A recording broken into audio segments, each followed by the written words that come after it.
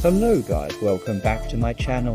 Have you ever wondered what really happened with the original DMW? The energy, the hits, the brotherhood, it felt unstoppable. But then things shifted. Artists left, the buzz quieted down, and many were left asking, what went wrong? Well, the truth is, Davido didn't just move on. He learned.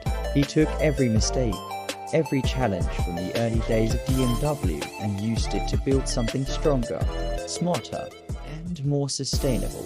This isn't a story of failure, but a masterclass in evolution. Today, we're breaking down the exact mistakes of the first DMW era and showing you how Davido meticulously corrected them to build the powerhouse label we see today. This is the story of Davido's transformation from a passionate crew leader to a calculated music mogul. First, let's rewind to the golden era of DMW. Think 2016 to 2020. The label was more than just a record company. It was a movement, a brotherhood. Davido, fresh of his Sony deal, wanted to build something of his own, a platform for the amazing talent he saw around him. And he did. He signed Nail Kun, Dremo, and later, Hiroxi and Yonder. The formula was simple. Davido's star power plus raw talent equals instant hits. It was a beautiful, chaotic, and incredibly successful experiment. They were a family, living together, creating together, and touring together. This 30 billion gang lifestyle was magnetic. It created a powerful brand image of loyalty and collective success. They got massive hits like Mind and AJ, which felt like lightning in a bottle. This approach worked because it was genuine. Davido's generosity is legendary, and he poured his heart, money, and influence into his artists. He wasn't just a CEO. He was a big brother, a hype man, and a collaborator all in one. But this very strength, this family-first, unstructured approach, also contained the seeds of its biggest problems. Let's call this mistake number 1. The over-reliance on the brotherhood model. The brotherhood model was amazing for morale and creativity, but it lacked corporate structure. Decisions were often made based on loyalty and vibes rather than long-term business strategy. There were no clear lines between friendship and business. This meant when conflicts arose, they became personal, messy, and public. For example, contracts were reportedly loose, and business roles weren't clearly defined. Who was the manager? Who handled publishing? Who was responsible for R&R? Often, it seemed like Davido was doing everything, which is simply not sustainable. This lack of structure also made it difficult to manage expectations. When an artist felt they weren't getting enough attention, it wasn't just a business issue. It felt like a personal slight from a brother. This is a classic startup problem, but in the high-stakes, high-ego world of music, it's a recipe for drama. The eventual departures and public fallouts with artists like Little Frosh and the quiet fizzling out of others were symptoms of this core issue. The love was real, but the business framework wasn't strong enough to support it.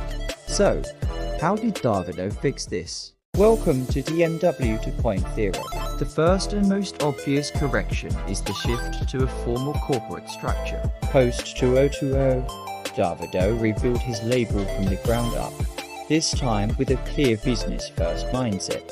He established a proper hierarchy. He brought in experienced industry professionals to handle different aspects of the business. You have a head of R&R, a legal team, marketing specialists, and dedicated managers for each artist. This isn't the 30BG crew anymore. This is a professional music corporation. The new signees, like Logos' own Laurie and Maravi, weren't just brought into a family. They were signed to a company with clear terms, deliverables, and a professional support system. This new structure depersonalizes conflict. If there's an issue now, it's handled by the appropriate department, not through a late-night phone call with Davido.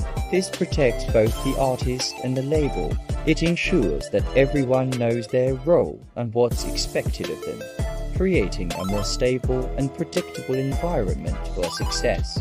It's less chaotic, less emotional, but far more effective.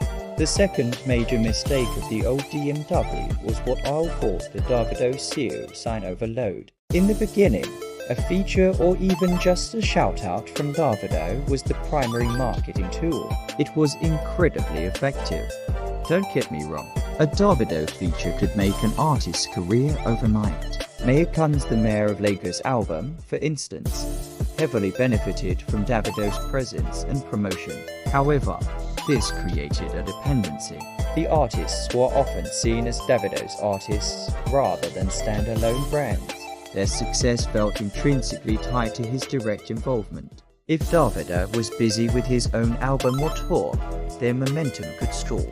This model also risked overshadowing the artist. It became a challenge for them to cultivate their own unique identity and fanbase, separate from the massive shadow of OBO. The goal of a label is to build self-sustaining stars, not a collection of successful sidekicks. The old model struggled to achieve that consistently beyond Mayor Khan, who successfully carved his own path. The correction here is subtle but powerful, building independent artist brands from day one.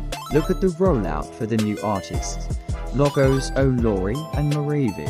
Yes, they were introduced on Davido's monumental Timeless album, which is an incredible launchpad. But notice the strategy that followed. They were immediately pushed to release their own singles and EPs. The label invested in high-quality videos, targeted marketing campaigns, and press runs for them as solo artists. The focus shifted from Davido featuring his artist to meet DMW as new star. Davido uses his platform to introduce them, but then the corporate machinery kicks in to build them up as separate entities. He's building their brands, their stories, and their fan bases independently. The goal is for a Logos Olori fan to be a Logos Olori fan, not just a Davido fan who likes that one song. This is a long-term play. It takes more time and resources, but it creates assets that have their own value, ensuring the label's success isn't solely dependent on one superstar. This is the difference between being a king and being a kingmaker. Davido is now focused on being the latter.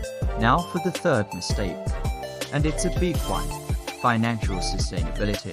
Davido's generosity is legendary, but it's not a business model.